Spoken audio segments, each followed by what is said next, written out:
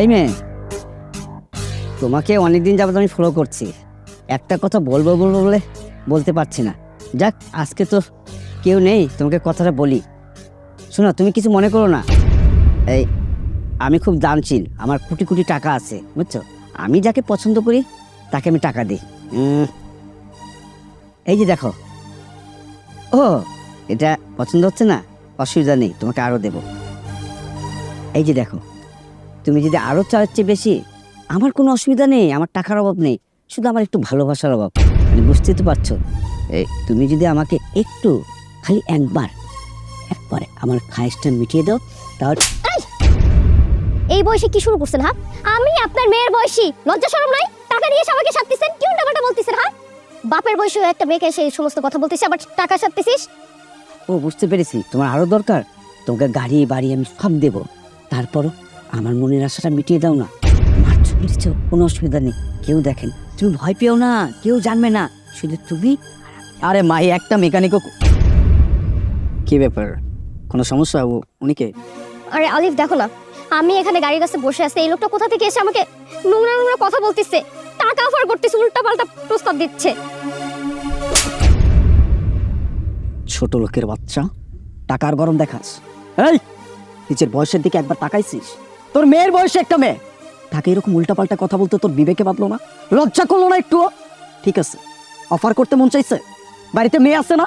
তোর মেয়েকে গিয়ে বল, এই যে এতগুলো টাকা দিচ্ছি, আমার মনের খায়েশ পূরণ কর। কেন এখন মাথা নিচু করছিস কেন? হ্যাঁ, মাথা কেন নিচু করছিস? ও, নিজের মেয়ে, এই জন্য গায়ে লাগছে কেন? ও কারো মেয়ে না? ও কারো মেয়ে না? তখন তোর বিবেক কোথায় গেছে যে ওকে তুই এসব কথা বলতেছিস?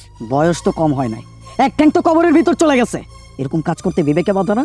এখন যদি আমি চাই, এই জায়গায় ফালায় এক ট্যাঙ্ক পায়ের নিচে দিব, আরেক ট্যাঙ্ক টাইনা চিরা ফেলবো।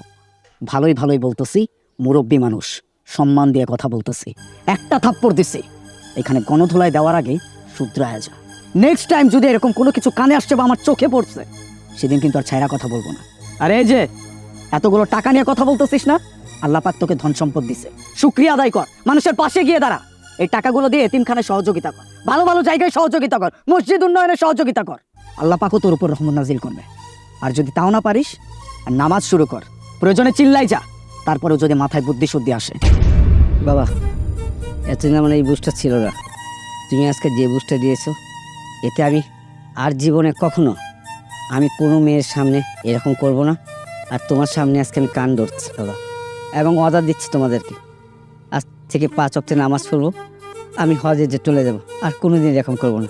এই তোমার সামনে ধরছি, 1 2 3 4, এই 5। বাস বাস, অনেক হয়েছে।